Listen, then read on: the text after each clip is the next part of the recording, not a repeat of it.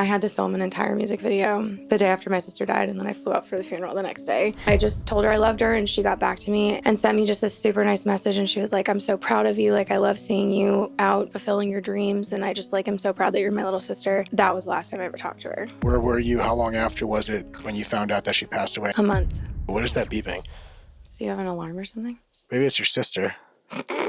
Speaking of. Oh, yeah. See? Look at her. Yeah, look at her. Kalie, how are you? Good, how are you? Thanks for being here. Yeah, of course. Thank you so much for having me. Of course. So we're going to talk about some things today. Yeah. A couple things here or there. Where does it start with your experience with your sister? Like, where would you even start that story? Well, I was born. That's a good start. We only we're gonna keep this to an hour, so Yeah. it's, we'll speed it up a little bit, but that's a good idea. Everything with my sister was absolutely amazing. She was always the sibling I had the most in common with. I'm the youngest of 7 kids, but from a blended family. So, like, this will probably become important as I tell the story, but, like, she's my dad's daughter. So my dad has me, 2 sisters, and then my mom has me, a daughter, and 3 boys. So, like, not all my siblings are siblings, moral of the story. And she was always just, like, we had the most in common. She taught me so much about music. I mean, she was the first person to show me, like, TLC and Pearl Jam, and she bought me my first bra when she realized I needed one. Like, she was just, like, the best older sister. And around the time I was probably, like, 8, I noticed things got different and there was a big shift in her. And when you're a little kid, like, no one tells you what's going on. And all I knew was that her boyfriend was weird and she was just, like, acting really odd. And it turns out that that's called being on drugs. And I just had no idea. And then she went to prison when I was 9. And that was when my dad had to, like, explain to me, like, hey, so Ashley has a problem and it became this. So then for the rest of her life, she was pretty much in and out of prison. I remember very vividly going to prison as a kid, and it's a very weird place. Like, some people don't even bring kids there because it's very jarring, and that was definitely, like, a wild ride. And she had a lot of different periods of sobriety, but ultimately it ended with her overdosing. And what year was that? 2019. Okay, you really listened to me on the expediting part, so I appreciate that. But now I'm gonna have to fill in the gaps there. So 2019, and just for context, that for anyone that does or doesn't know you, obviously you're an artist, musician, and producer now, and many, many more things. But that was a very pivotal time in your music career, from my understanding, correct? Yeah. So right before that happened, what was going on with your career? Because the reason I bring that up, not only so people get to know you, but also I think the layers of life experiences as to when grief happens, that obviously plays a role. So I fill people a little bit in what was going on there, and then we'll get into the details of when that happened with your sister.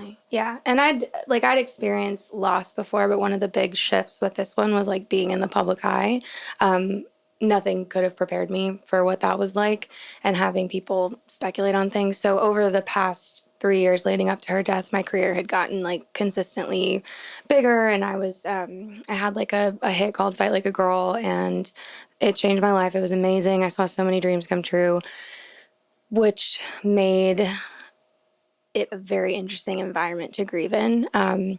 I was on tour. This was like if this hadn't happened, I think that losing her would have been absolutely just, like, it was so earth-shattering. So I don't want to say, like, it made it better, but, like, if this thing hadn't happened when I was on tour, I would have never forgiven myself. I was on tour and I was really lonely and isolated. It was just me and 2 other people in this kind of tour bus, mostly RV. And I was just, like, sitting in the back bedroom by myself. I was super lonely. I was just not doing well, crashing out.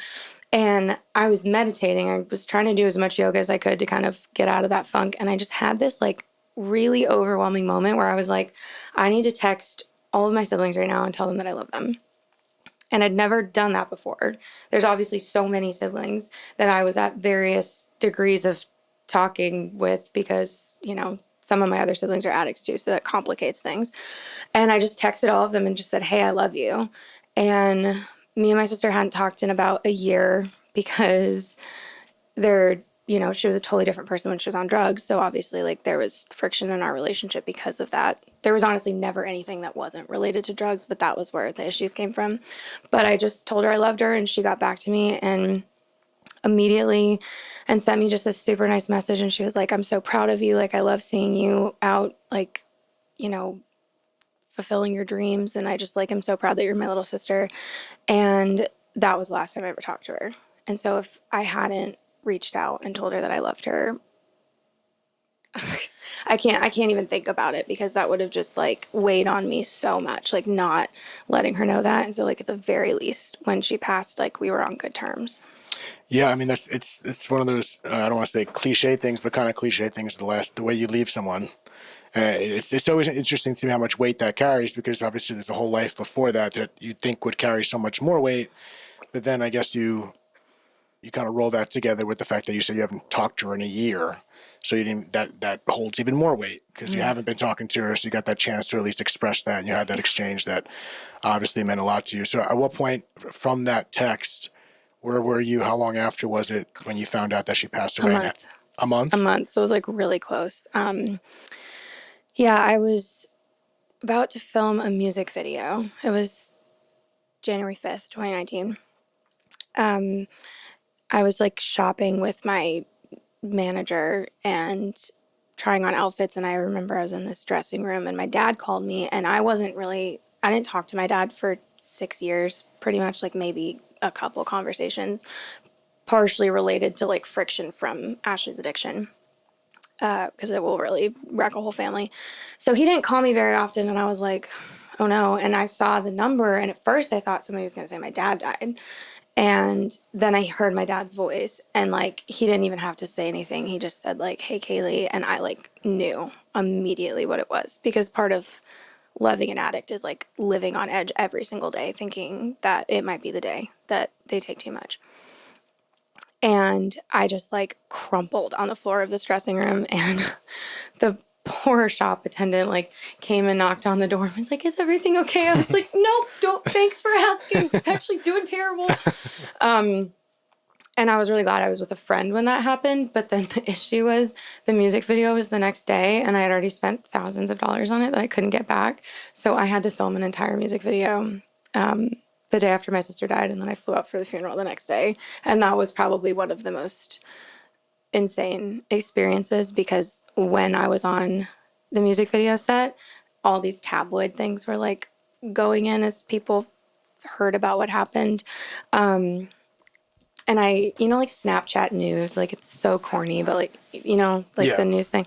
I'm like, this was 2019, so I was still on Snapchat, and I was, like, sitting there taking a break on my phone and just scrolling through Snapchat news, and all of a sudden I see Kalie's heroin heartache from the Daily Mail, and it was a picture of me, my sister, and her daughter, who was 9 years old, and they publicized her photo, which is, like, so awful and disrespectful, and just, like, that's when I was like, oh, this is going to be not just grieving my sister. This is going to be something entirely different. And that was, like, probably my biggest lesson in not reading the comments, because so many people were like, well, that's what happens when you do drugs, like, these piece of shit junkies, blah, blah, blah, blah, blah. And that was just definitely, like, a very, very, very bizarre time, and added an entirely different layer to grieving that I had never experienced before. Yeah, how much did that interfere? I mean, I know you just gave us a very specific example, which is in your face enough, let alone a day or so later.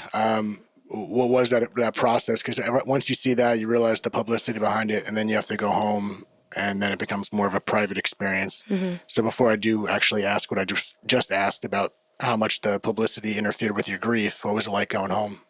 I mean, like, to Maine for the funeral? I guess to Maine, because it's interesting to me, against the blended family that you have is another dynamic. Yeah. I mean, a family in general is just set with so many different personalities and whatnot, but I feel like a blended family with stepbrothers, stepsisters just adds a whole nother, for lack of better words, complication. Well, and, like, what's interesting too is my parents broke up when I was not even a year old, But all my siblings had experienced being step siblings, but then weren't anymore. So they all knew each other. They all grew up together for a brief period of time, but I was the only person who connected all these people. And I mean, after experiencing a loss, it's a really good, I mean, I don't want to say good in regards to this at all, but like it's a very revealing time for who is there for you and who understands like that's when they need to step up. And like my brother, who is not my sister's brother, like drove up to northern Maine and was there for me and like helped my dad. And my dad, like, I mean, it was really sweet to see like my siblings show up for not their sibling. Right. But like remember, and like, you know, and he shared all these funny stories about them sneaking off in the woods smoking cigarettes when they were 14, like, and he knew a totally different side of my sister that I'd never known. And so that was interesting. And my mom, oh my God, this is the funniest thing that happened at the funeral. And I don't care if they kill me because the story's so funny. I almost had a Parent Trap moment. My mom and dad, again, broke up when I was 1.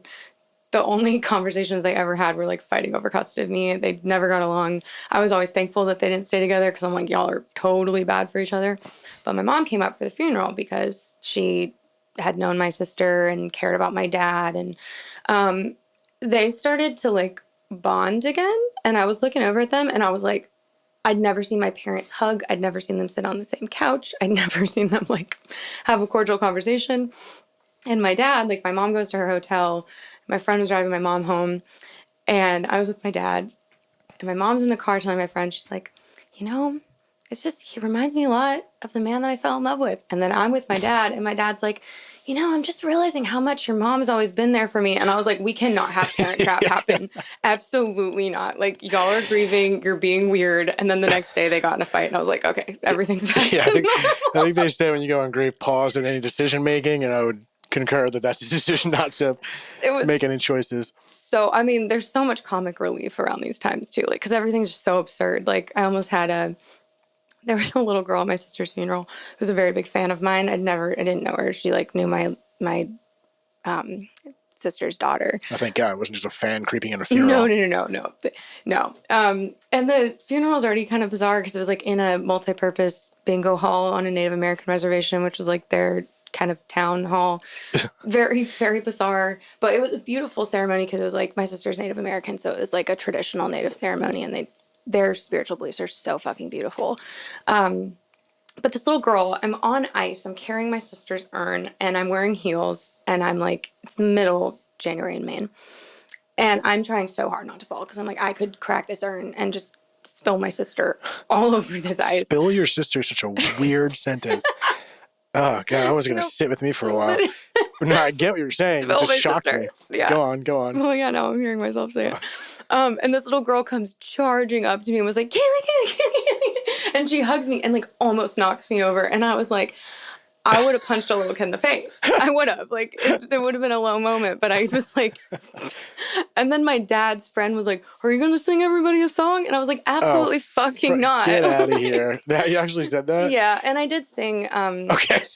You did sing. Okay. No, but I'd already sang at like the funeral. And then this was like, he wanted me to get up and like jam with them. And I was like, nobody's fucking jamming today. Yeah. I sang a rendition of Rhiannon by Fleetwood Mac because my sister loved that song, but that was her middle name. That's what she's named after. So that was like one thing. I dissociated my way through that. But I was like, I'm not going to go bluegrass jam with you on stage at a celebration of life. Oh, nice. I'm good. Thank you. So very bizarre day. How did you feel? Like at this point, because you said, obviously you said you were disassociated on the song. That's different. But did you feel like you were there? I mean, I think I was so busy trying to take care of everybody. And also just like, I think one of the weirdest parts that I think I probably would have been completely numb if it hadn't been for the kids, because my sister had a 9-year-old daughter and a 4-year-old son who my dad now adopted. So if anyone gets confused by me referring to my little sister and brother, that's them, my sister, niece, and my brother, nephew. And if it hadn't been for them, I think I would have probably just fully dissociated, but I had a role that I had to step into. And also it was really trippy because the age difference between me and Ashley was the same as me and Chloe, my little sister niece. And it was just interesting to see, like, I knew exactly how she was seeing things because I was her age when my sister first went to prison. And I remember how much I was able to figure out with context clues. And the kids were like, they were home when she passed, and thankfully, like, they didn't find her, but the cops had to go upstairs and like get the kids out and make sure they didn't see anything. It was really, really dark. And I just knew that because I'd been in her shoes, I knew that she knew way more than the adults were giving her credit for. And they were trying to like keep things soft to the kids and like not let them know. And it's like, she knew. She absolutely knew that her mom was on drugs. 9-year-olds aren't stupid. They're actually incredibly smart. So she had a lot of questions that no one was answering. And I was like, okay, well, how do I explain death to a 9-year-old? Because clearly I'm the only person who's going to talk to her about this.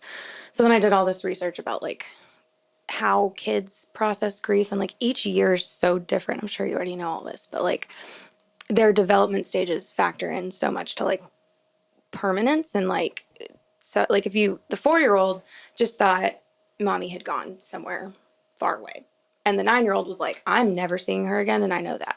And so dealing with both of, viewing it through their eyes was the only way I was able to really feel anything. Sorry. It was the only way I was able to really feel anything. And I don't know what I would have been like otherwise. Yeah, it's a parental aspect. I remember I met Mom on the podcast. She pretty much said a similar thing, in that she had a duty, more or less, that kept her going. What kept her going was her kids. They're much different ages. I mean, I was 12, the youngest sister is 17, 18, 19. But it gave you a meaning to not crumble, I suppose. Yeah. But at what point do you have to look after yourself? Yeah. Does that make sense? Because like I feel like when you start, it's a good thing to have that, but at the same time, it can kind of devour your own grief process. Well, I know I agree with that to a certain extent, but I had a moment where it shifted for me because that was how I initially felt. But I was seeing my dad, who really had to like, I mean, he's an elderly man, like he's in his 70s, and he had to completely just go into problem solving mode and realize that he was going to have to adopt these kids. And he'd already raised them for a large amount of their lives when she was in prison. So it wasn't that much of a change for them, which is kind of a miracle. They already had like bedrooms there and stuff. And so that was like a somewhat easier transition. But he was the one who had to really step up and be like the, cornerstone and like really, really strong and just keep everything in place. And I think that has its purpose. But then as I was realizing it, I was like, oh, I think the kids are probably the best way I can probably serve the 9-year-old is like actually grieving in front of her. And like, I don't think her learning that not crying makes you strong is a good thing. It's not. Like, crying has nothing to do with strength. She's like, was 9 years old and the strongest person I'd ever met. And so I was just like, you can cry, right? And I think kids get really overwhelmed at funerals because like everybody's coming up to them and they're like all just, because everyone's worried about the kids, but that's not really when a kid needs you to show up for them. It's like the time after, right, when they have questions and they're angry, and like watching her go through the stages of grief. So I would just cry in front of her, and we just cry together. And I kind of forgot to clarify this when you were trying to figure out how to explain it to them. Do you remember how you did explain it to your 9-year-old sister? I mean, honestly, she's so smart. Like, she kind of just knew. I think it was more that I wasn't trying to tell her anything. I wasn't trying to soften anything. You weren't trying to fluff it up. Yeah, like she knew that her mom didn't die of cancer. You know, like, and there was so much stuff that she would tell me. Even now, like, she'll be telling me stories, and I'll be like, and I even catch myself like, okay, so I didn't know until I watched this TV show called Dope Sick. I would go with my sister once a week to this place that she got special juice, and we'd walk up to a counter and she'd get this like red Gatorade looking stuff, but she told me I wasn't allowed to have any, and then she'd get that and we'd leave, and I just didn't question it because I was a kid. And then I watched Dope Sick and I was like, oh, I was at a methadone clinic. And so, Jesus. yeah, I know. So there's stuff like that with Chloe, but she definitely knew a lot more. And I think one of the things that came from being open with her was I had a conversation with my dad because I figured out really quickly, I was like, oh, people are going to start talking about this online. So I need to check and see what he's comfortable talking about because I'm going to have to release a statement of some sort. And we made the decision with his blessing and influence to like be open about how she passed because there's so many times that people, and it's totally up to what makes the family comfortable, but they'll be like they died unexpectedly or died, you know. You can sometimes tell from an obituary when it was like a suicide or an overdose and they don't say it, but we just were like, let's just say it. And I had to write my sister's obituary, which was a very trippy experience. But we made the decision to be like open about it. And that part of that was like the kids can Google things. So anything I say in a statement or in her obituary, the kids are going to be able to read. So we have to be just as transparent with them. You can't protect kids from the internet in so many ways, but especially that one. Yeah, I mean, especially now. I'm always so curious about the child aspect of it. I mean, obviously for personal reasons, but it was different for me because I never had that. I don't remember having that conversation because I didn't really have to. I mean, the first time I saw the footage of September 11th, it was Right. pretty obvious, even as I was 12, so even a little older. But I do think it's important to, not as from any fatherly advice, and I'm not a father, but at the same time, there is that like cookie cutter around the actual conversation, thinking we're protecting them. But I just wonder how much of not being as direct as you can, maybe not as direct as you would be an adult, but tell them like it Yeah. is better for them. I don't know what studies there are or people that are listening to the show and know better than I am, but I've always just felt, just telling them, and as opposed to them trying to figure it out and learning down the line some other way when they already knew what was going on, it seems even more convoluted than just hearing it right off Definitely. the rip. What about your dad at this point? I mean, whatever point we are at, I guess here thereafter. But what was it like with your father grieving a daughter and you guys being by each other's side? Was that even a thing? I mean, yeah, because again, we had barely talked in 6 years. And I think when people have tenuous, I think that's the right word, tenuous relationships, strenuous? Tenuous. When people have difficult There it relationships, is. The when people have live difficult, thesaurus. let me Google real quick. When people have difficult relationships with their parents, you kind of crave an apology that you're never going to get. And I, have reached points with a lot of the people in my past who've hurt me that I can forgive them without an apology. I don't need one in order to forgive them. And just to kind of accept that I can either get over what they did or not have them in my life. Those are the two options. So I was never expecting an apology from my dad. And I didn't think I'd have a relationship with him again either. But I got one because he was so devastated from losing a daughter. He blamed himself. It was not his fault at all. But he just felt like he could have done more. I think every parent feels that way in that situation. Everybody who knows someone who dies like that thinks they could have done something different.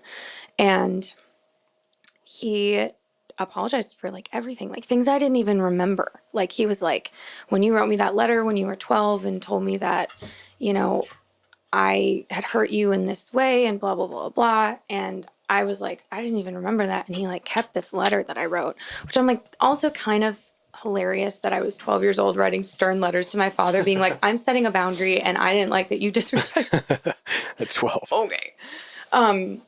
But it was over serious stuff because our family was so messed up from like the addiction. So he apologized for everything and told me that he like wanted to fix our relationship. And I think grief is a loss of that magnitude is kind of the only thing that can fix relationships that have been torn to the degree that my dad and I's had.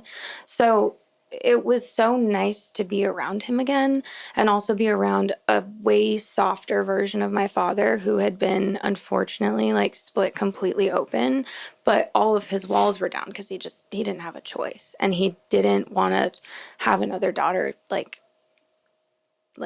lose another daughter on bad terms, And I don't think either him or I would have made it through that experience without each other, and it totally changed our relationship. And it's one of the good things that came out of it, for sure. Yeah, it's remarkable how, and interesting at the same time, he says grief may have been the only thing that could have remedied your relationship. I know. And at the same time, Fucked up. yeah, it's messed up. But at the same time, and that is the beautiful part of the experience that can come out of it. Even though, of course, there's plenty of scenarios that I'm sure to go the other way. You know what I mean? Maybe it just completely separated you guys for many reasons. But I'm glad to see that it didn't, and that he actually realized that. Is there any aspect of your grief that, besides the fact of just grieving your sister, that she's not here anymore, but the past in regards to, not speaking to her for a year, and obviously it's for the reasons that the issues that she did have, if you want to call it that. But was there any aspect of your grief of grieving the past while she was alive as much as grieving the fact that she's not here? Definitely. Yeah. I mean, I think that when, like, addiction and narcissism look a lot alike, because when you're an addict, you are totally self-serving, but it's because you have a disease that's like it's holding a gun to your head and making you act like that. So you become this totally different version of yourself. So as soon as my sister was on drugs, and because she also would like take care of me, and she was on drugs, and that's really unsafe. And I saw her do similar things. Like, she really was a great mom, and I really want to stress this, but like at the worst parts of her addiction, there were moments that like I was like, oh, your kids are in danger. That's not a good way to raise children. And I hate saying that after the fact, but I like don't hold it against her. So I think like those moments when she was alive, that I was watching her make these decisions that I know she would have never made under different circumstances. Like, yeah, I was absolutely mourning like who she was, and I think that when I think about her now, every bad thing she ever did was a result of her addiction. Like, I mean, and nobody's perfect, and I don't have her like, I haven't put her to sainthood for just because she died. That's not fair. But like, all the bad sides of her personality were from that, and from like trauma. Like, so when I envision her now, like I just see her as this like totally like pure spirit that had never gone down that route, and just like the essence of who she really was when you take away all of the bad things that happened to her. And that's how I choose to remember her. But I also can acknowledge like how traumatic it was to have a sister who was going through that and having it affect me as a kid. And how did it affect you as a kid that you find now? I mean, the methadone clinic version. Yeah, the juice. The forbidden juice that I was on. I mean, yeah, and just kind of seeing someone you really love and respect controlled by something is bizarre. I mean, there was definitely like, okay, so like one of the, I haven't talked about this before, but also like, I think when people do bad things to you, kind of becomes part of your story and your right to tell.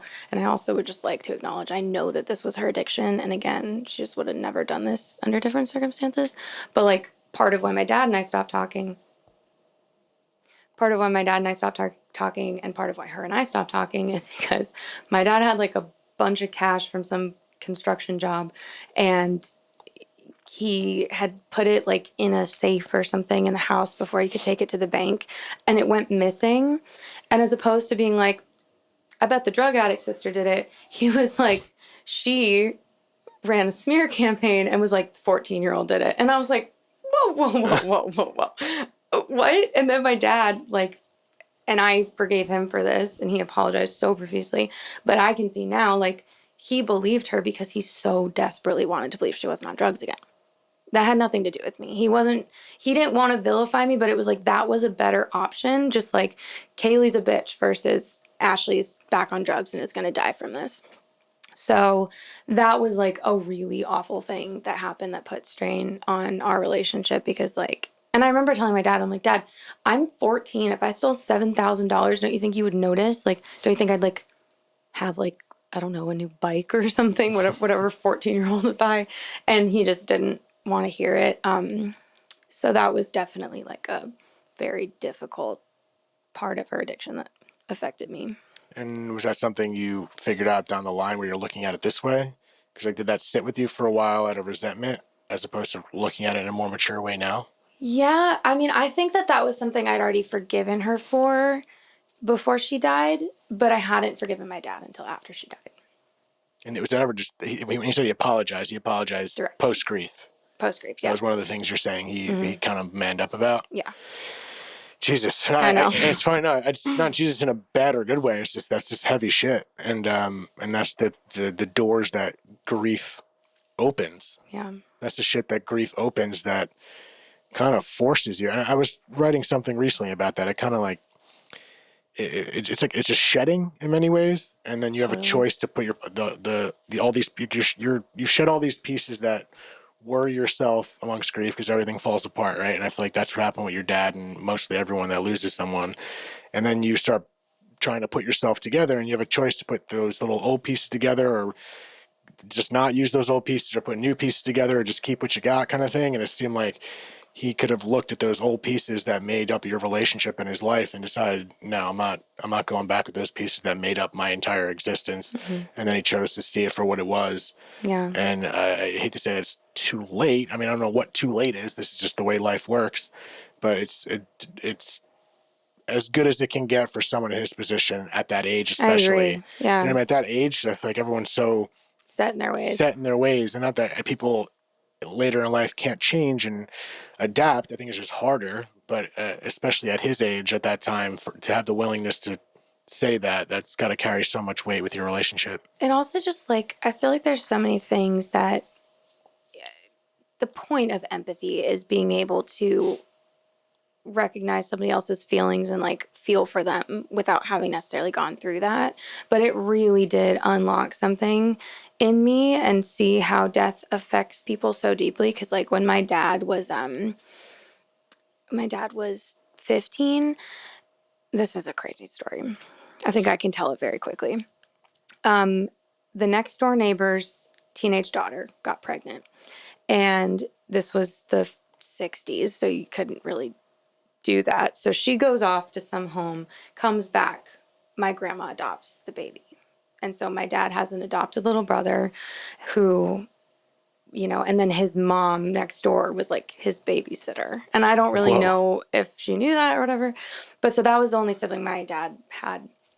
And when my dad was 15 and this little boy, Steven, was 6, my dad was watching him and his best friend, and they ran off and then just disappeared.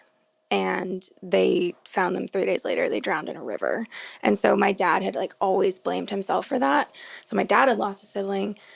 And I like knew this the way that like family secrets and lore and whatever, but like I didn't understand how much that must have affected him until after the fact.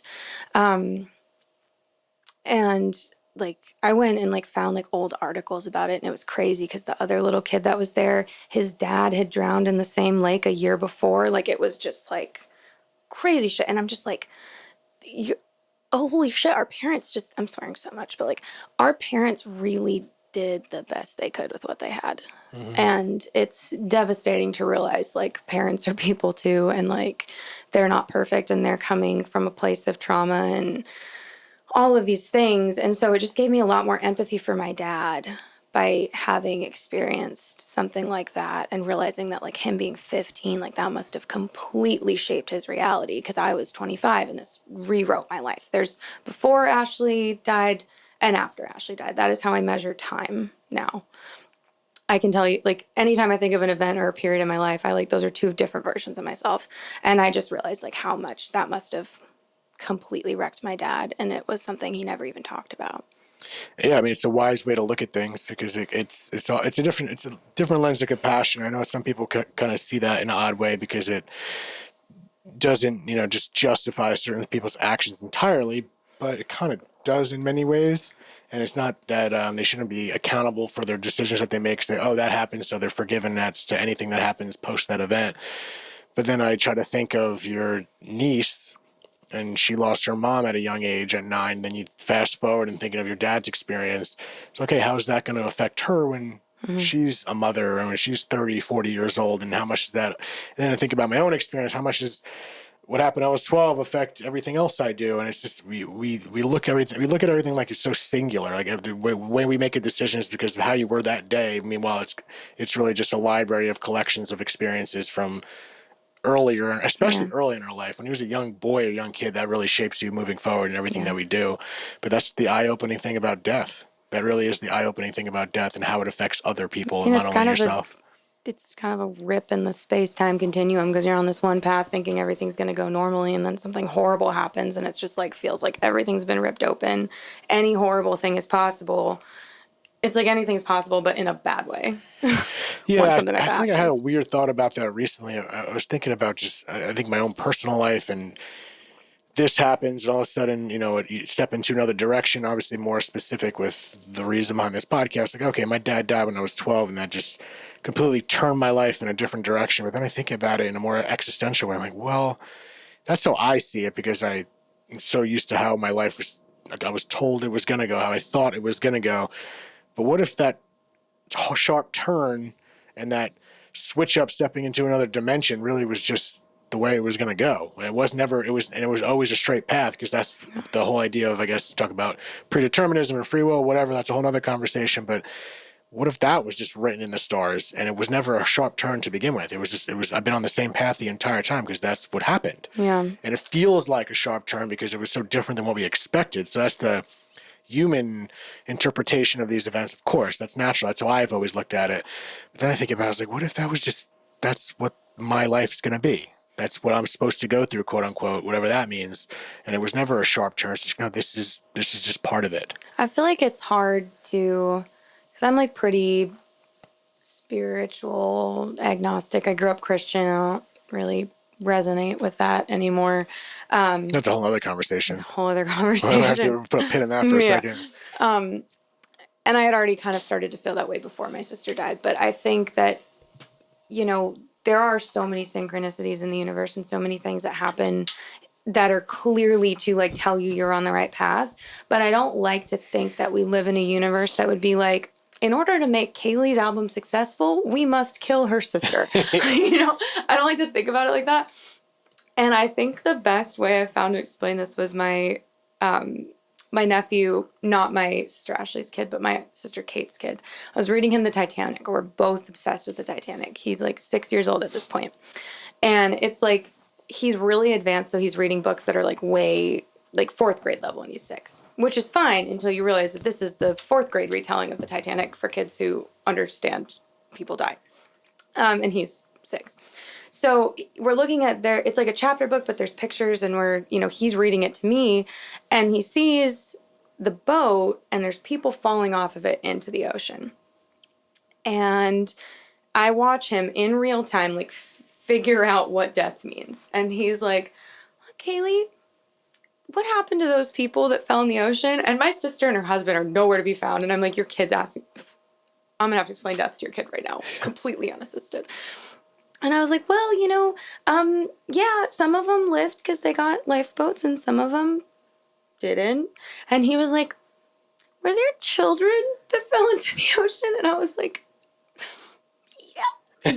yep, there were. And he was like me? And I was like you?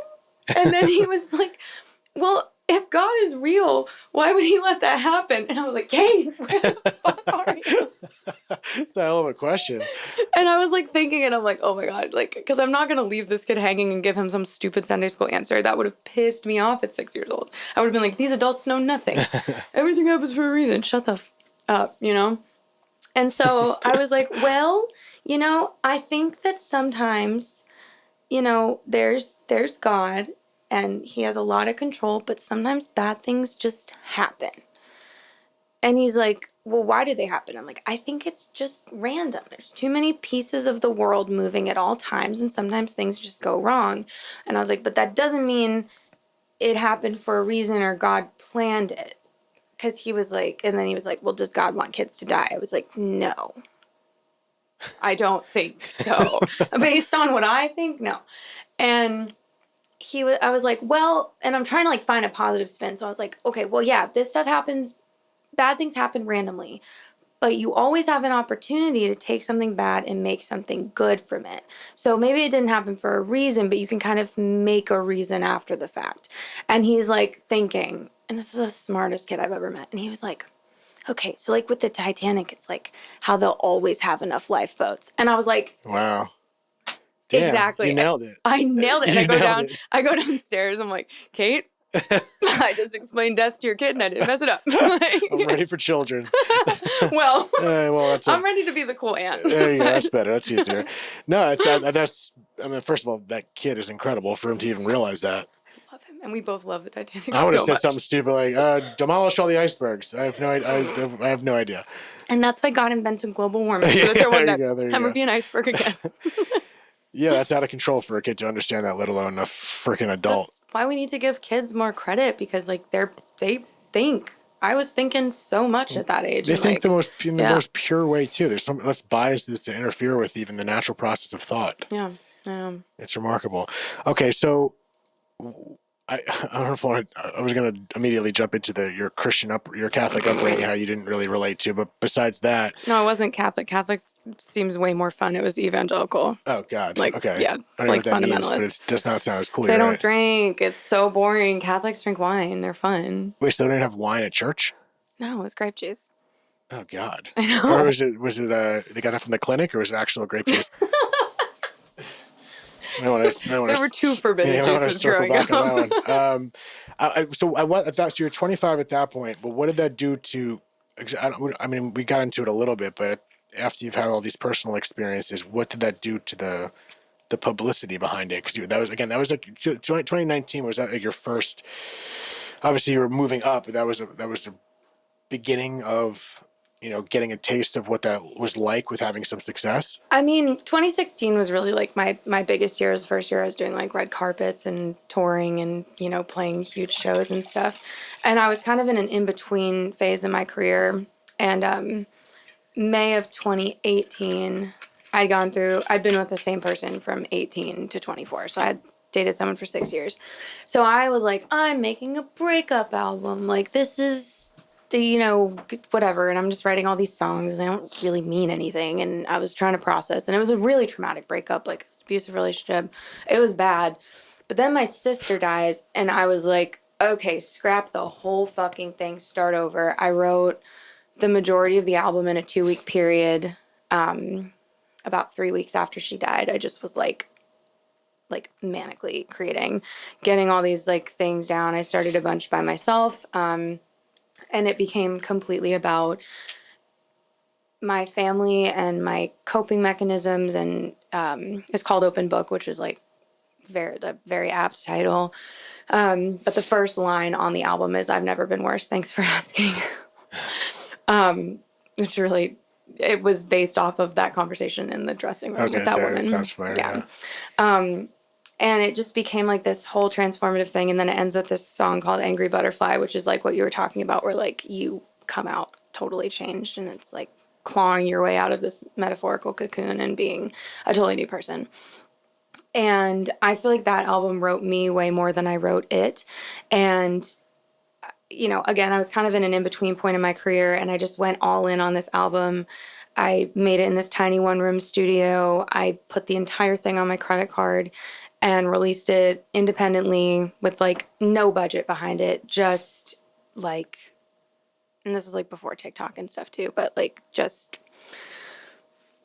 put it out there. And I did this thing with press because I was like, I really believe I made something great. And I really think that like, I love music journalism. I constantly consume it. I listen to like, John Caramonica's podcast and New York Times stuff. Like I just love it. NPR. And I had all these like favorite music critics and music journalists that I love. And so I just found their addresses and I made these book boxes, and they were these old books that I bought by the pound. I cut with an X-Acto knife like a hole in it. So they were like boxes. So you could open them up, and then you open it up. There's like a letter from me with a wax seal on it, and then a copy of the CD. And I mailed them out because I was like, these people get mailed CD-shaped things all the time and they don't open them. But I know if they get something that weighs like 5 pounds, they're going to be like, what's this? Yeah, smart. Yeah. So they all open it. And then next thing you know, like they were talking about it on the podcast for New York Times, and then it was in NPR, and then it was then it made it on like Variety's best albums of the year list, and then it was in Spin magazine, that was Rolling Stone, and then it was the number 7 best album of the year for the New York Times. And it was the most bizarre thing because it hadn't even been a year since she passed, and I was like, just couldn't even fathom it. And it was also really difficult to perform the songs live because they were like literally about her and just like the worst year of my life. And having a ton of unprecedented success from something so dark is very bizarre, and it really cracked me open in a way that I was like, okay, I was already talking about this, like choosing to be open about it with my family, but now I like have to talk about it. And then you have the whole thing where people relate and then they talk to you about it after shows. And I realized very quickly that like that was absolutely something I was put on earth to do. And if that can be my, they'll always have enough lifeboats moment, is I can like help other people who've been through this. And so every night I was on tour with Leanne Rimes around the time the album came out, and like every single night people would come up to me and talk to me about like how they lost their child or their best friend or their partner, or because the fentanyl, not even just overdoses, fentanyl specifically is the number 1 cause of death in Americans age 18 to 45, like just that one drug.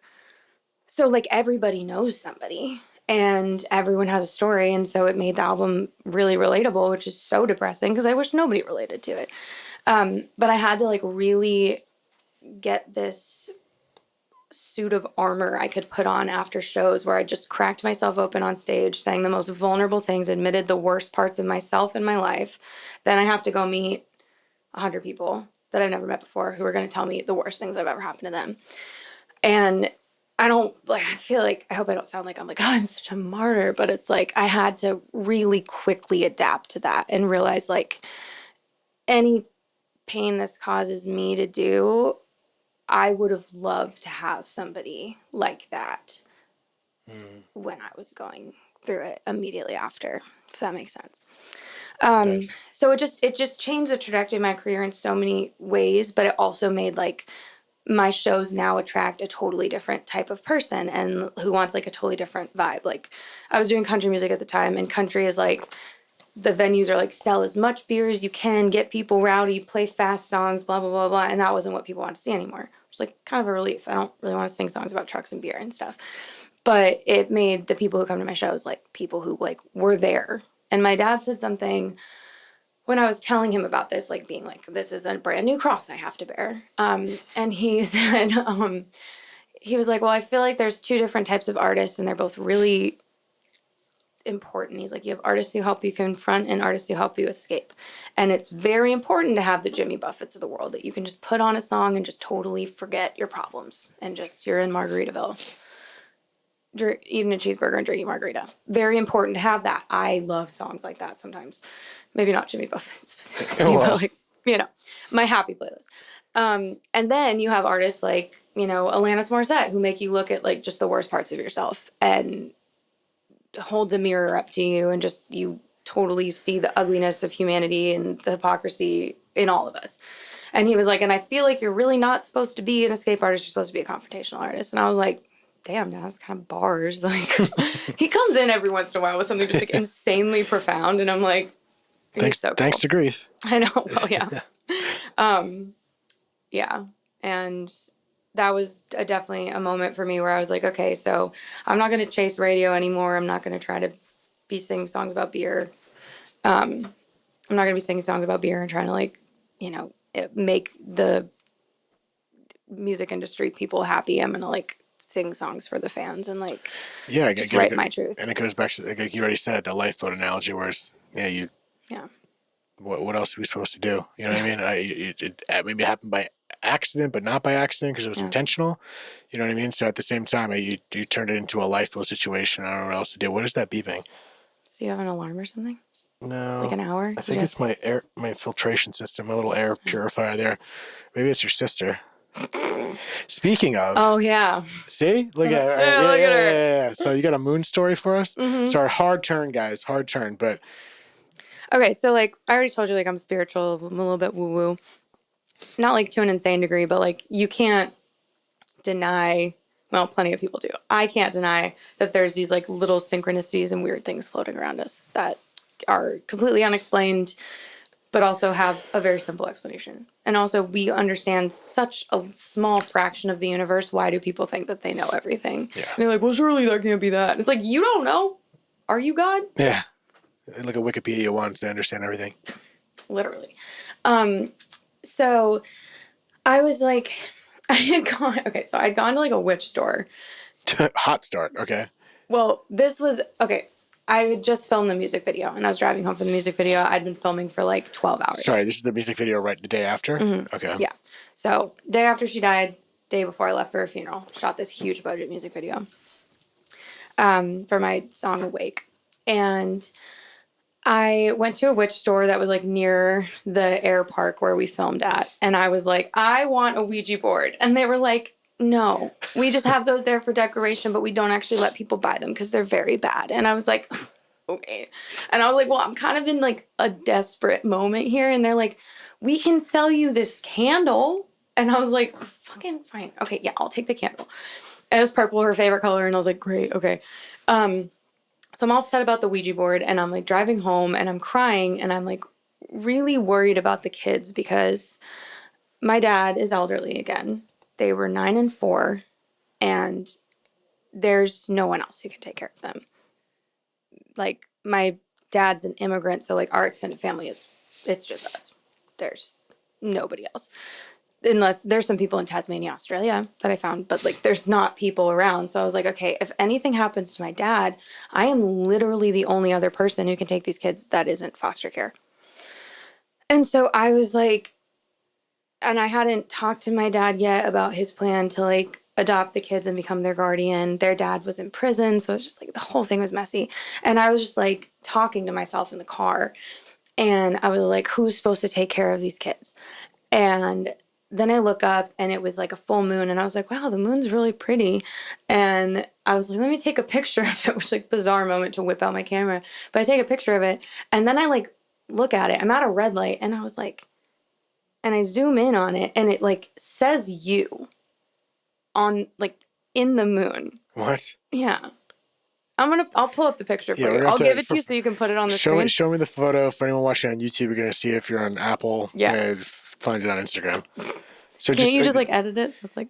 Yeah, Apple's only audio. Right. Podcast, podcast. Right. But Spotify and Apple and YouTube, they can see that. So I'll plug it in. And it's like, it's so clearly written that you can't. The letter U or Y-O-U? Y-O-U. Should I go get it? Show you right now? Show me after. Okay. Show me after. Okay. It's crazy. It's crazy though. So what happens when you see that? What are you thinking? I was like, okay, great. Well, do you believe in God now? Yeah, I mean, I already did, but I was like, oh shit. And it just like felt like the same energy that had made me text her a month before. Right. Like the same weird guiding energy. And then come to find out, at her funeral, which like I said, was like a traditional Penobscot tribe funeral.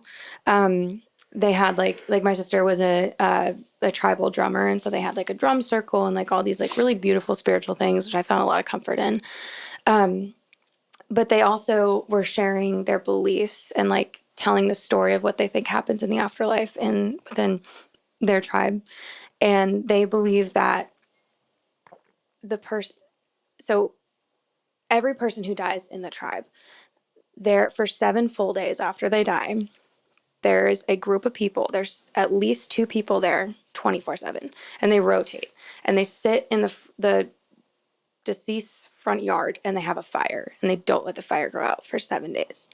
And it's very beautiful. And just these were people who like knew my sister, but were just members of the tribe, like not necessarily like best friends. It's just like something that like the community does without question. So they're up at like 3 a.m, 3 to 6, literally working the graveyard shift, keeping this fire going because they believe that a person's spirit after they pass stays on earth for 7 days and like travels around and sees all these things that they wanted to see and like makes these last stops to people to give them information. I didn't know that when I saw the thing in the moon, and I was like, holy shit. So what do you believe? It was definitely her. I mean, and she's so dramatic, so of course she'd be like, I'm going to write it in the moon. Like, yeah, that totally scans. That might take up like 3 days of travel if the 7 days she's got to get to the fucking moon.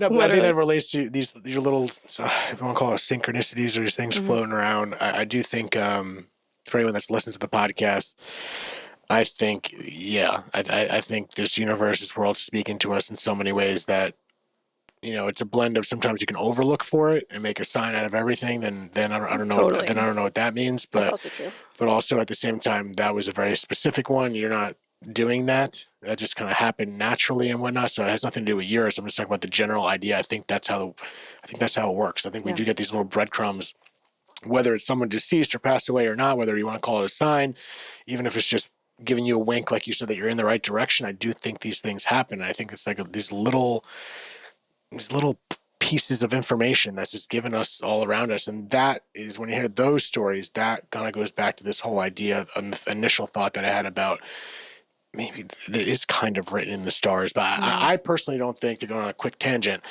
I think it's the perfect blend of predeterminism and free will, where I think it's kind of like a blueprint. When someone builds a house, this is the foundation, but throughout your life, you can still change that room if you don't want it to be the bedroom. You can still move that wall. You can still put air conditioning here, put soffits there, and kind of maneuver the general foundation. But this is the blueprint. This is the foundation we're going to give you. Yeah. But throughout the way, you're still going to have to say, do I want to get a single story home? I don't know. I want to get 2-story, but either way, the foundation is going to be the same. But that foundation still can be very vague and general. So, for instance, in my case, I think it's, as I've said before, I think it was written that I'm going to have a big grief experience. There's going to be something that's going to, at a young age, this, that, and the other. That's going to be that's what's going to really decide the rest of my life. Maybe it wasn't in the Twin Towers. Maybe it wasn't, this, that, and the other. But I do feel that certain things like that are going to happen. But then the choices I make from that is where the free will comes in. Right. I like that. I like it too, but I don't know at the same time. Doesn't make sense. Can make complete sense to some, no sense to anyone. But that's just good. Well, there we go. Fuck them, unless you really like Dead Talks and you want to sponsor the show. Sure, you can hang around. In which case, whatever it takes. Yeah, but Kalie, I want to thank you. But before we do get out of here, so 6 years later, 25 then, 31 now. Where are you at? With like the whole grief thing? No, with the finale of Friends. Yeah, I would say grief. I mean, asking how am I is such a loaded question. Well, yeah, you can take any whatever. context. Yeah, sure. I mean, I think about her every single day. I think that, if the foundation for my life was to have a big grief experience, like I now, and like we're just going to totally skate over this really quick, but I also, 2 years after Ashley died, my high school best friend died of the same thing. She did a line of coke. There was fentanyl in it. And she lived in a state where fentanyl test strips were illegal. Illegal? Yeah. You don't know this? Yeah. There were, at this point in 2022, only 19 states had fentanyl test strips legalized. And fentanyl can be in, this is my soapbox. I need to get this out. Fentanyl can be in weed, and people are like, well, why are they putting it in that? They're not. A drug dealer has a table, and they cut all their things on it, right? All it takes is 2 grains of salt worth of fentanyl to touch something. And if you've never taken opioids and you have no like resilience to them at all, or resistance or whatever, tolerance, you have no tolerance for them, that will kill you. 2 grains of salt worth. So it's not hard for that to get mixed up, because if they're cutting that up into their oxys to like stretch out the formula longer, and then a little bit of dust blows onto the weed, boom, you're dead. It's insane. So like drug dealers aren't actually necessarily trying to kill people or get them addicted. It's just an accident. And like, I can't imagine a drug dealer being like super organized. Like, well, why would they want to kill their customers anyway? Exactly. So like, it doesn't make sense. But so fentanyl test strips being illegal, it's like everybody smokes weed. You don't even have to be doing like coke or, Molly or whatever to overdose. And so my high school best friend passed away, and me and her dad reconnected. I super connected with her little sister, who I'd known my whole life, because I was one of very few people that she knew that was like, oh, you know exactly how this feels.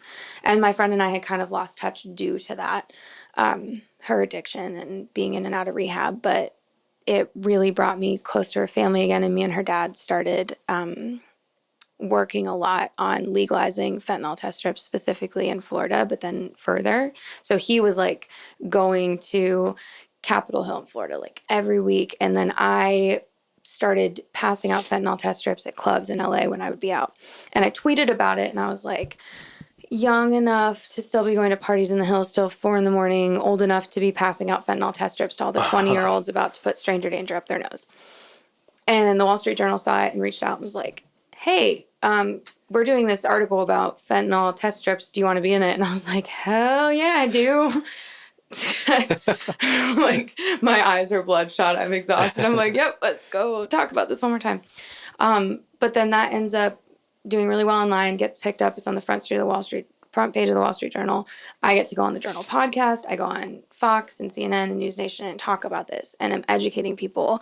And now I pass out test strips at all of my shows, and I always have Narcan in my purse, and all my friends do, and I'm like super annoying when we go out to parties, because it doesn't matter that I'm not the one doing drugs. It's like someone at the party is doing drugs. And I have like ran into a bathroom with 4 strange men before and intercepted them as I realized they were about to do cocaine. I was like, can you please test this? Because like, if anyone had been around with either Narcan or a fentanyl test strip, my sister and my best friend would still be here. And so, like, I have no idea if I've saved a life before, but I have done this hundreds of times and passed out thousands of test strips. And it's like, I like to think that maybe I did. I don't know.